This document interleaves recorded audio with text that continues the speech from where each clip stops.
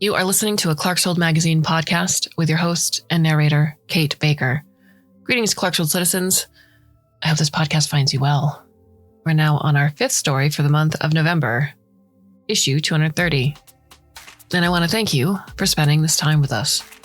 I know your schedules are extraordinarily busy as we head to the end of the month and into the holiday season for many of you. So thank you for taking the time to spend it with us here at Clarkesworld. And thank you for your ongoing support, just by being here listening to a story, telling a friend, checking a few bucks our way via donation, or going to patreon.com/Clarkesworld. You help us do the things we love each and every month. And hopefully bring you the stories that you love each and every month. So thank you for your ongoing support. Our title is Prerequisites for the Creation of a Possible Predicted World. It is by Chisom Umeh. Chisom Umeh is a Nigerian fiction writer and poet. When he's not watching movies or writing about fantastical things, he's tweeting about movies and fantastical things at ism_Chisom. His short stories have been featured on Omenana, Apex, Clarkesworld, Year's Best African Speculative Fiction 2023, African Ghost Anthology, and elsewhere. His short story, Ancestor's Gift, won the 2024 Tractor Beam Short Story Contest. He was a finalist for the Seattle Worldcon Short Story Contest and has been shortlisted for the 2025 NAMO Awards for African Speculative Fiction. And if you like what you hear, you can go back to From Across Time. So, my dear listener, I hope that you can sit back, relax, and let me tell you a story.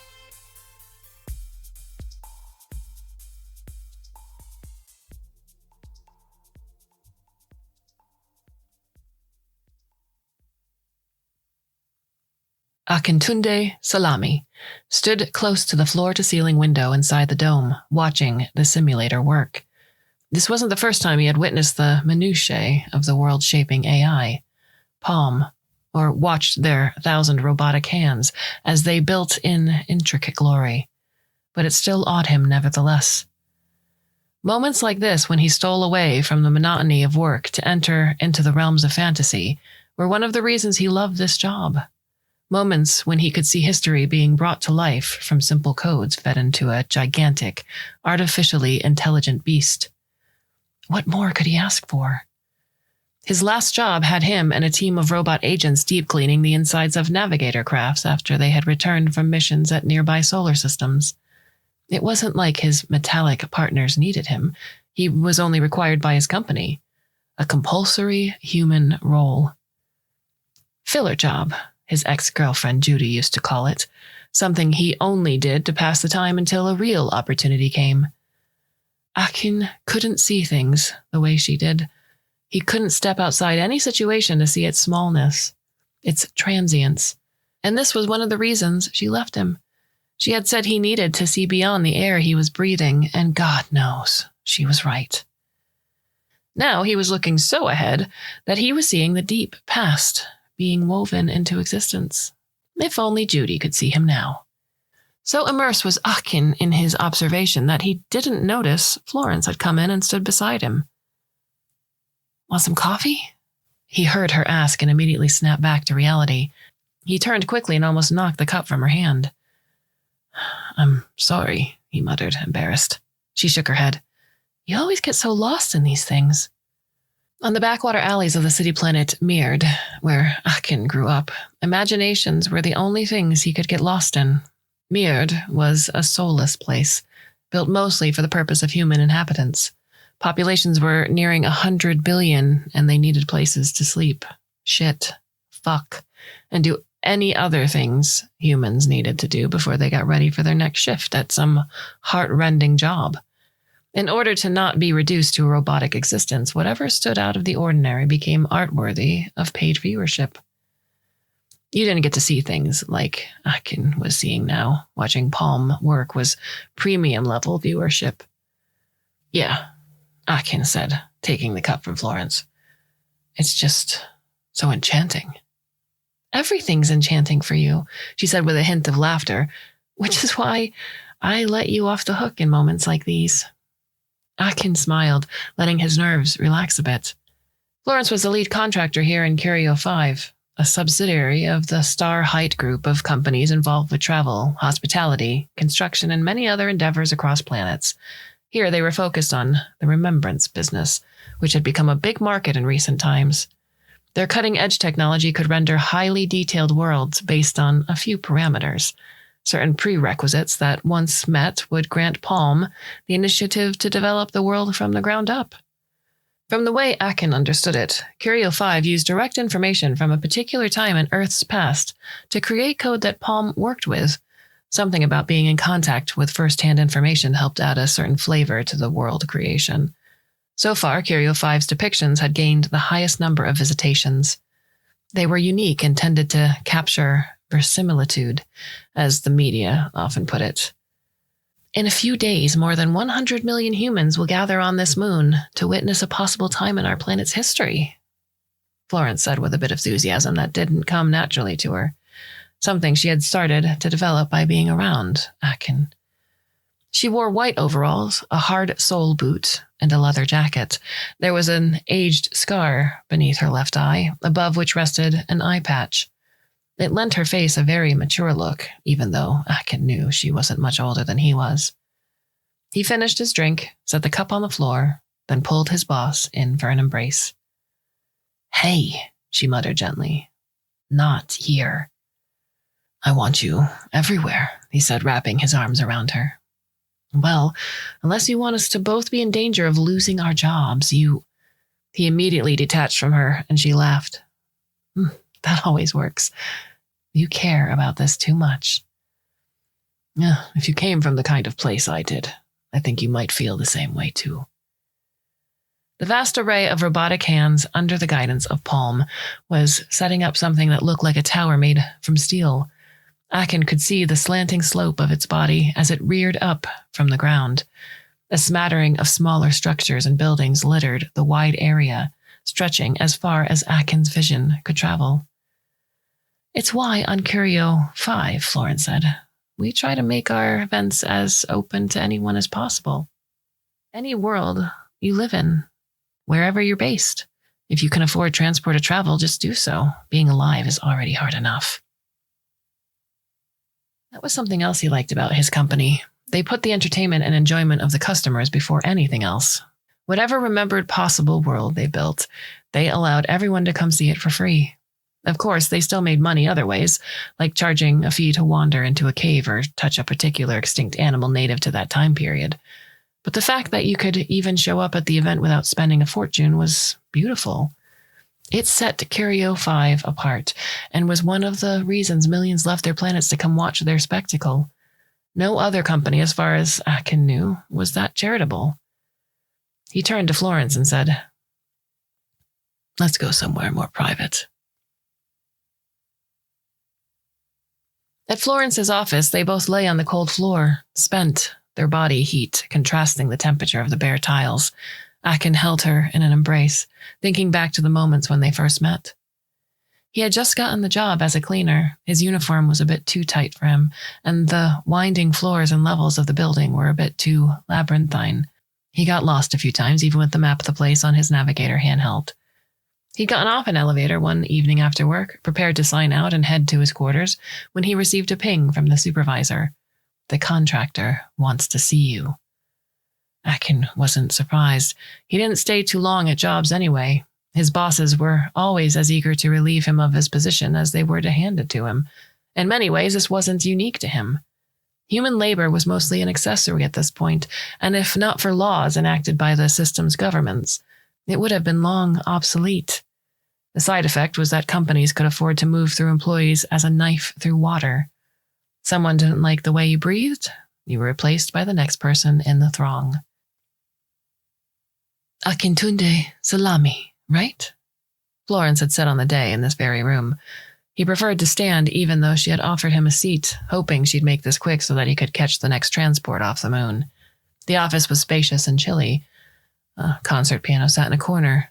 The first time Akin had seen one in real life. The view from the large window behind Florence was dizzying, her office being perched at the top floor of the Curio 5 building. A small water fountain sat on her glass desk. emptying itself and filling up again in a forever loop. I noticed you wandered into the architecture wing yesterday, she said. Yes, he replied and nodded. But you were not supposed to clean that far. You may have a problem with your bearings, and it's costing you extra labor. I don't mind, Ma. You say, what if I said I do it on purpose so that I can appreciate the beauty of this facility? I come from Merde, Ma. And over there we don't get to see fine structures like this. So I take my time to appreciate whatever I see, no matter how long the job lasts. Jobs will always come and go, but the experience of beauty will stay with me for as long as possible. It's something I can take home to my folks, and they'd buy me drinks for days. At this point, Akin let out a smile, remembering the awe on the faces of Uju and his other mates back home, as he always fed them tiny morsels of his stories, embellished, of course, till they were begging to hear more. His adventures here were already grist for further narration. Florence sat up on her chair, put her elbows on the table, folded her wrists, and put them under her chin. Now, that's interesting, she said. She told him then that very few people she had met had this sort of enthusiasm and wonder living behind their eyes. It was infectious, she told him, and to his surprise, she said he could go home for the night. I initially thought your navigator handheld was faulty, she told him some days later, and they laughed over it. One morning when Akin came to work, she called him up and took him to the 12th level, where only few had access.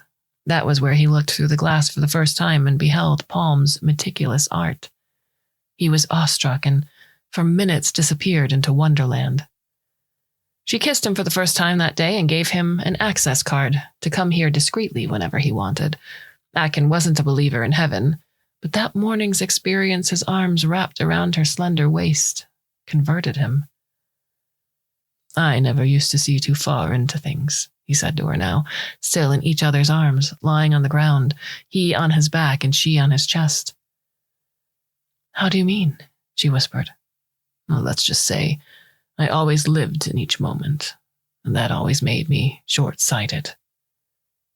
That isn't always a bad thing, she said, lifting her head from his chest and looking up at him. Sometimes we need that kind of mindset to survive the harshness of our existence. Yeah, he admitted. But now, with you, I seem to always want to look forward. She sat up, her red hair falling to her shoulders. Some may say her scars were unattractive, but to Akin they were endlessly sexy. What did you say? She asked. He swallowed, fearing he had said the wrong thing. He had begun to step out of line, think himself a flame when he was only a spark. He wanted to slap himself.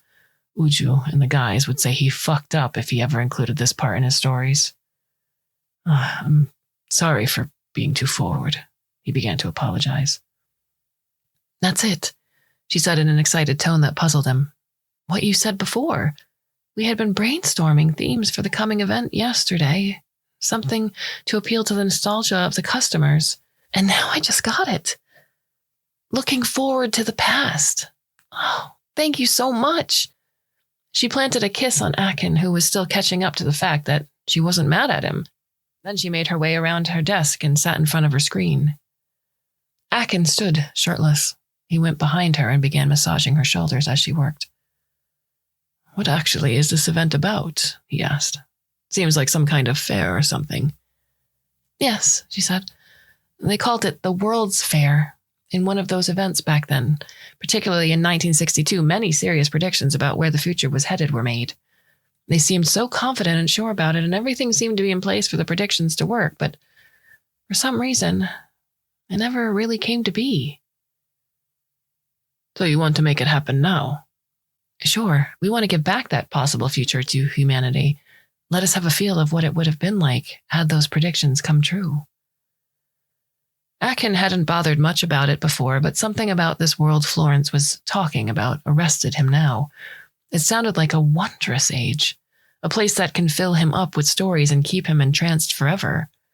How lucky these customers would be to witness it. But how would they know that this is the exact world these past humans dreamed of? Akin asked, curiosity charging his voice. For all they know, you can create your own impression of the thing and they'll still come to gawk. Florence turned around in her chair to face him. If we create such a world, then they'll know it is real, or at least as close to real as possible. How? Well, because every world we create must satisfy the 4 prerequisites for creating a possible world. Most of these tourists know this. It's one of the things that make our events really popular, how much attention we pay to detail. Unlike other companies in the remembrance business who went back in Earth's history to stitch up a particular time, not caring about how far from accurate they represented it, Curio 5 did something different. They created figments of a possible world, something people on Earth had imagined would come true, something they believed so strongly about and had concrete evidence to show for it. These were humanity's lucid dreams that never came to be, their vanities, their feared dystopias, their enthusiastic utopias. The people at Curio 5 were interested in those fleeting worlds, and so, as it happened, was the rest of the world. They couldn't have enough. They not only wanted to see what humanity's past looked like, but what people in the past thought the future would look like, and why it wasn't achieved. To be sure that they were keeping things real, that the world they were building was actually a close enough representation of the predicted one, Curio 5 created the famous prerequisites for the creation of a possible world, a set of rules Palm worked with when building. The first one is that, Florence started with a smile, like she had talked about this to people before and always enjoyed it. The time period within which the predictions were made must be historically accurate. The date, the context, the politics, whatever. Anything we're feeding Palm actually happened and not just us bullshitting. From this, Palm can do a very accurate extrapolation to get the world we want depending on the future date we set at it. Okay, Akin concurred. Second, as you already know, there must be some physical evidence of this time, something hard and concrete. This adds another layer of reality to whatever Palm creates because it guides their hand. Akin learned that a few weeks ago, on the feed, a buzz had begun to generate around a particular slice of time. This wasn't uncommon. Ever since Curio 5 came online and hosted its first few events successfully, people became restless for more. Discussions and arguments would ensue on the feed about which possible future they wanted the company to portray next. People would advocate for a particular prediction from the past, and others would disagree with their suggestion, presenting an alternative. They'd proclaim that a particular movie's understanding of how the world would look was interesting and worth simulating. Someone else would make a case against it, presenting another option. Maybe the perspective of a well-respected writer, depicted across multiple books, or the imagination of a big company's founder. A possible world so convincing that they were kind enough to document it thoroughly. History was replete with these moments. Curio 5 staff often kept abreast with these debates and tested most to see if they met Palm's prerequisites. This usually resulted in many viable options from which they selected what they considered to be the most exciting. Now, based on popular demand, they were recreating the 1962 World's Fair. The reception of the announcement across the feeds of different planets was almost unanimous in its excitement. Some folks who seemingly had people who lived through that time and kept souvenirs that they passed down through generations as family heirlooms came forward, presenting objects and even videotapes. This started to build up Akin's curiosity too as he learned about it from Florence. He wanted to experience firsthand what about this prediction had everyone hooked. Another prerequisite, Florence continued, is that this world and what it'll contain must have been documented in good detail. Those are the guardrails that Palm will work with. Akin didn't seem to be paying much attention to what his boss was saying anymore. His mind kept springing from one possible way to get into the event to another. Curio 5 claimed that it was open to everyone, but apparently they weren't completely honest. Their corporate policy prohibited staff from partaking in the show. He didn't know why, but he'd be fired the moment he attempted to enter. They were to lead others to the event, not participate in it. Akin needed to do something about that. He wasn't about to lose his job, but this opportunity seemed too interesting to pass up. And the last one? Came Florence's voice. The people who predicted or dreamed up this possible world must have believed that it was highly likely to happen. If they didn't have faith and conviction in their prediction, then there's little guarantee our guests would be enthusiastic about it too. So that needs to be there. Akin was imagining Uju's face when he told her he had been in a simulated version of the past future. This confusion would cause her forehead to wrinkle. Emeka, Ahmed, Bassett, and the others would tell him point blank that he was lying and that what he said made no sense. Of course, Akin would laugh hysterically at their ignorance. He was also hoping that they'd keep whispering his adventures till it floated into the ears of Judy, and for a fleeting moment she'd smart from the pain of regret. Hello? Akin realized Florence had been snapping her fingers in front of him for a second or two now. I'm here, he quickly said. So what was the last prerequisite I mentioned? Something about belief in the future. Florence made a face, stood up, and began dressing. Make sure to lock up my office before you leave, she said. When Akin was let into the fairgrounds, he heaved a sigh of relief. He had been half certain the identity card he stole from Florence's office that night wouldn't work. He feared he'd be outed on the spot and lose both his job and the opportunity to attend the fair in person. The local chip hacker he contacted had assured him that if it didn't work, the bot would, at worst, read his card as faulty and send him back rather than decode his actual identity. Still, he couldn't shake the fear.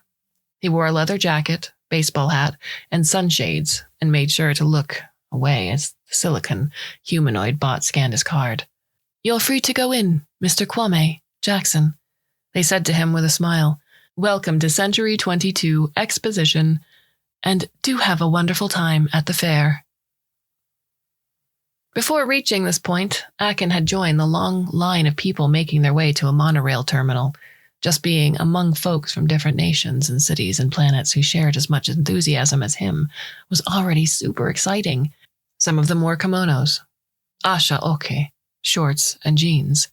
Akin noticed that, like him, many seemed to have rid themselves of as many modern body enhancements as they could survive on to feel like they belonged in the era. Akin had made sure to power down the lenses behind his eyes that usually connected to the feed and the augmented reality infrastructure of his time.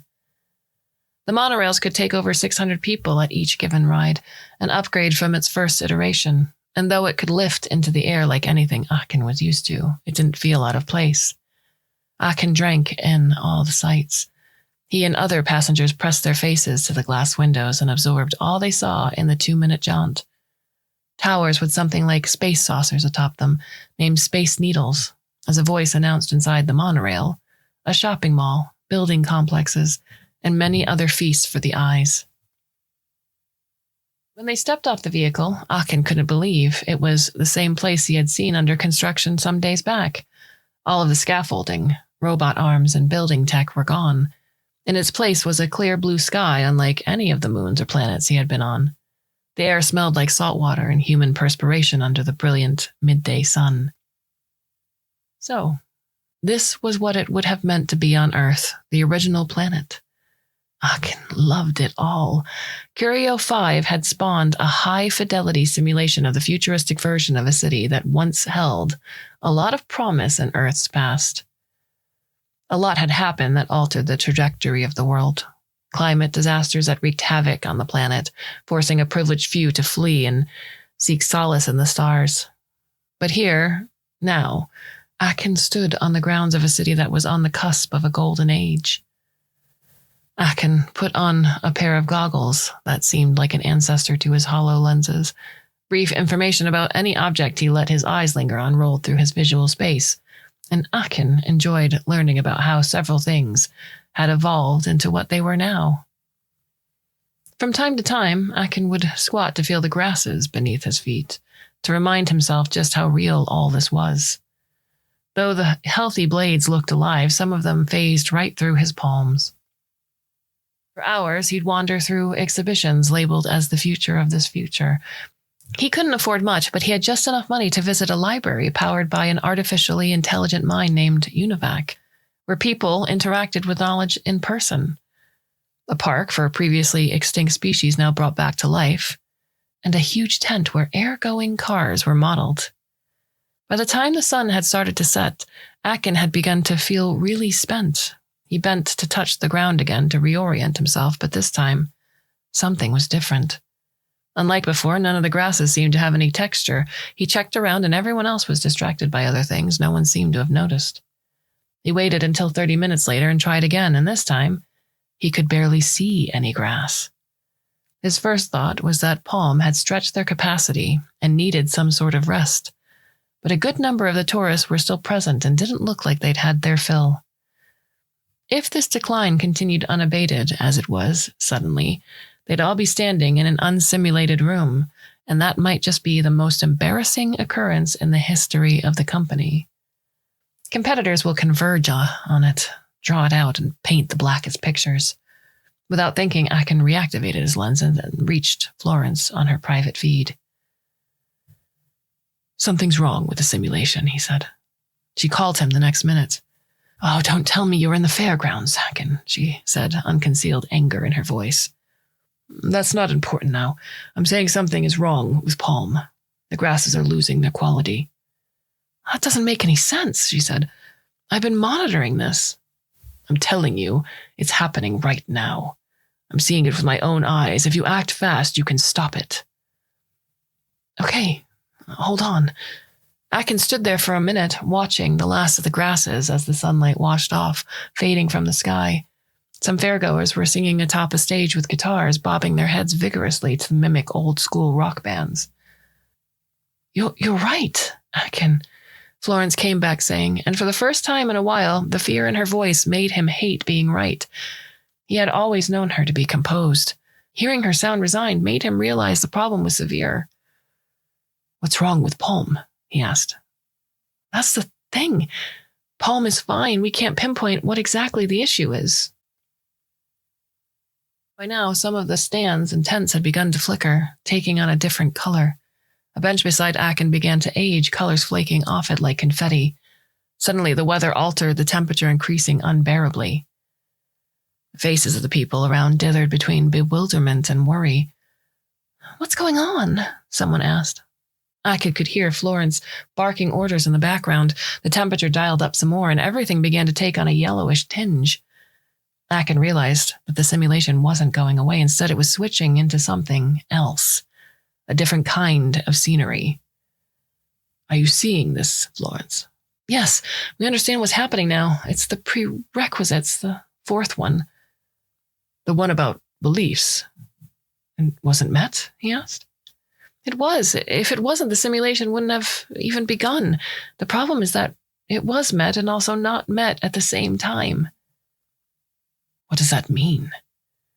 "The time this fair takes place is in a time when enough people believed climate change was happening and enough people believed it wasn't, even though all the signs were there. It was around this time that the great climate disasters that eventually made humans flee began to happen." "So Palm is what? Showing both sides?" Akin asked. "Well, sort of. We're working to stop this, but Palm seems to be acting on their own." "Oh, God." Akin glanced around and people were already panicking, dashing for the monorail and other vehicles. Akin swallowed, then asked, "Is there a way I can talk to them?" "What do you mean?" she asked. "If there's a way you can project my voice, I think I can make them see that this is a feature, not a bug."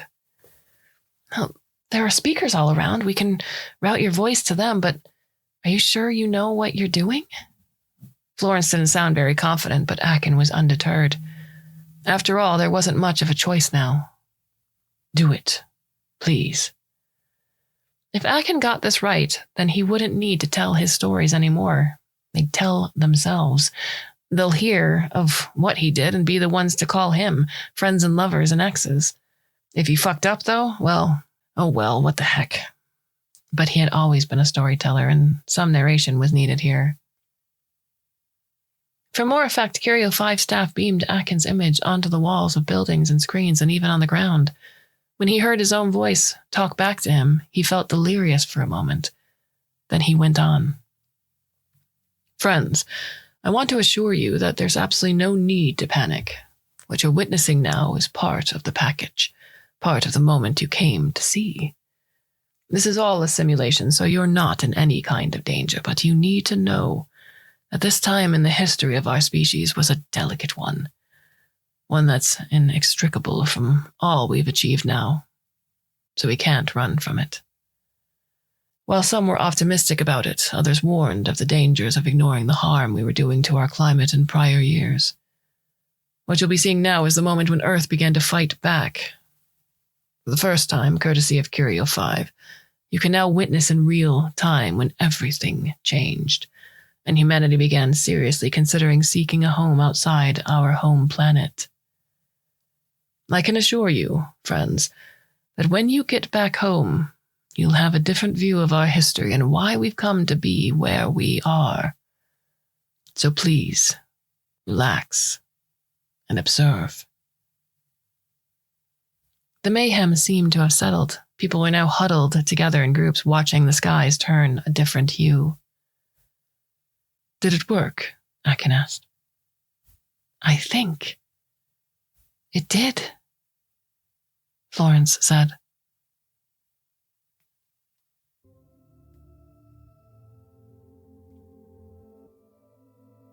What are your thoughts on the story? You can send us an email. I'm Kate at Clarkesworldmagazine.com. We have a few more stories left for you for the month.